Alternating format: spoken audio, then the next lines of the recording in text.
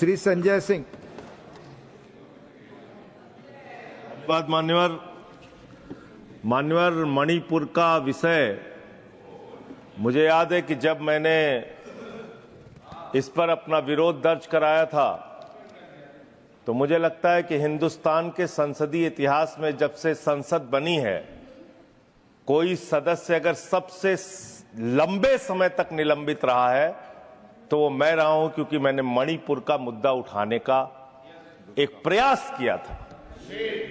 ये कोशिश की थी कि आप वहां के लोगों का दर्द सुन लीजिए, ये कोशिश की थी कि वहां के लोगों की तकलीफ को आप समझ लीजिए और उसका कुछ समाधान निकालिए। और गलती ये थी कि मैं नारा लगाते हुए उस हाउस में बेल के अंदर चला गया था और उसके बाद मुझे 11 महीने तक सस्पेंड रखा गया। एक सेशन के लिए कहा गया, लेकिन फिर सेशन के अंतिम दिन उसकी अवधि बढ़ा दी गई। कोई चिंता की बात नहीं सर, आप 11 महीने सस्पेंड करें, मार्शल से बाहर फिकवा दें, आप सत्ता में कुछ भी कर सकते हैं, लेकिन जो जायज मुद्दे इस देश के हैं, अगर देश का कोई हिस्सा जल रहा है, अगर वहां दंगे फसाद लड़ाई और झगड़े हो रहे हैं, तो इस सदन का सदस्य होने के नाते एक नहीं 1000 बार हम लोग उस मुद्दे को उठाएंगे।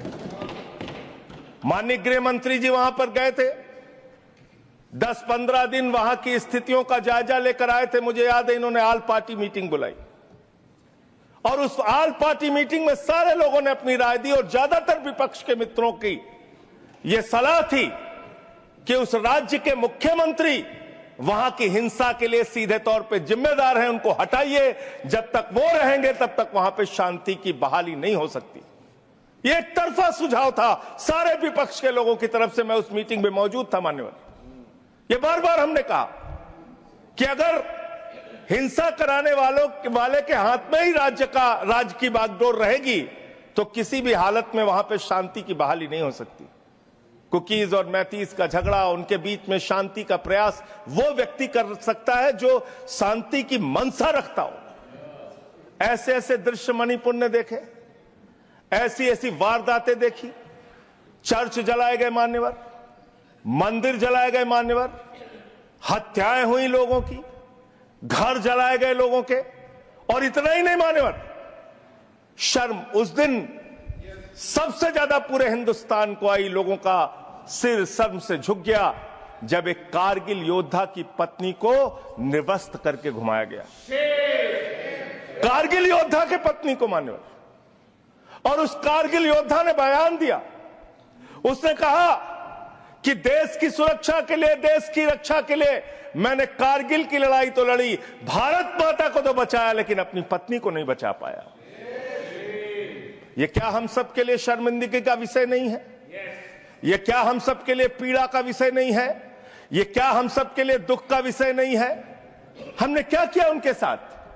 भारत के प्रधानमंत्री 2 वर्षों में मात्र 36 सेकंड के लिए बोलते हैं मान्यवर। 36 सेकंड इसी पार्लियामेंट में 36 सेकंड के लिए प्रधानमंत्री जी ने मणिपुर के ऊपर अपनी बात कही थी, संवेदना जताई थी। कहीं उन्होंने कोई मणिपुर के बारे में बात करना भी उचित नहीं समझा। जाना तो बहुत दूर की बात है, जाना तो बहुत दूर की बात है। 2 साल में आपको अमेरिका जाने की फुर्सत है, आपको दुबई जाने की फुर्सत है, आपको कतर जाने की फुर्सत है, आपको दुनिया के तमाम मंगोलिया जैसे देश में आपको जाने की फुर्सत है, हर जगह जाने की फुर्सत है। आपको मणिपुर जाने की फुर्सत नहीं। इसका क्या जस्टिफिकेशन आप मणिपुर के लोगों को देंगे? इसका क्या कारण आप मणिपुर के लोगों को बताना चाहते हैं?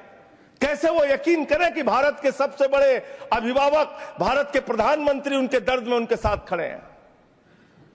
मान्यवर, राज्यों के प्रति आपका अलग अलग रवैया रहता है, समझा जा सकता है। जहां विपक्ष की सरकारें हैं उन सरकारों के प्रति आपका भेदभाव रहता है, समझा जा सकता है। लेकिन जिस राज्य में आपकी डबल इंजन की सरकार है, वहां तो आपकी दोहरी जिम्मेदारी है। दोहरी जिम्मेदारी सुरक्षा की, दोहरी जिम्मेदारी रोजगार देने की, दोहरी जिम्मेदारी उस राज्य के विकास की, दोहरी जिम्मेदारी उस राज्य के किसानों के विकास की। आपकी तो दोहरी जिम्मेदारी है। लेकिन जहां आपकी डबल इंजन की सरकारें हैं, वहां ये लड़ाई झगड़े फसाद कब रुकेंगे मान्यवर? उत्तर प्रदेश की हालत देख लीजिए। कोई त्योहार आता है, होली आए तो 10 दिन पहले से बवाल शुरू, दिवाली आए तो 10 दिन पहले से बवाल शुरू, रामनवमी आए तो 10 दिन पहले से बवाल शुरू, ईद आए तो 10 दिन पहले से बवाल शुरू। इससे क्या हासिल कर लेंगे आप? क्या मिल जाएगा? देश का एक हिस्सा मणिपुर, जहां पर पिछले 2 साल से दंगे, फसाद, हिंसा, नफरत, लड़ाई, झगड़े चल रहे हैं, उस राज्य में अंततोगत्वा आपको राष्ट्रपति शासन लगाना पड़ा। और मुझे तो लगता है आपको तब लगाना पड़ा और आपको तब समझ में आया जब 2024 में 2 की दोनों सीटें आप लोकसभा की वहां पर हार गए, तब आपको लगा कि नहीं, अब कुछ सुधार करने की जरूरत है, अब शायद कोई राजनीतिक सत्ता के परिवर्तन की जरूरत है। तब आपने अपने मुख्यमंत्री को वहां से हटाया, जो सारे अपराधों के लिए सीधे तौर पर जिम्मेदार था। उस मीटिंग में भी हम लोगों ने कहा था, आज फिर आपके सामने दोहरा रहा हूं मान्यवर। और इसलिए मैं आपसे सिर्फ इतना कहना चाहता हूं आपके माध्यम से, माननीय गृह मंत्री जी यहां पर हैं, बस अंतिम बात कह के खत्म करता हूं।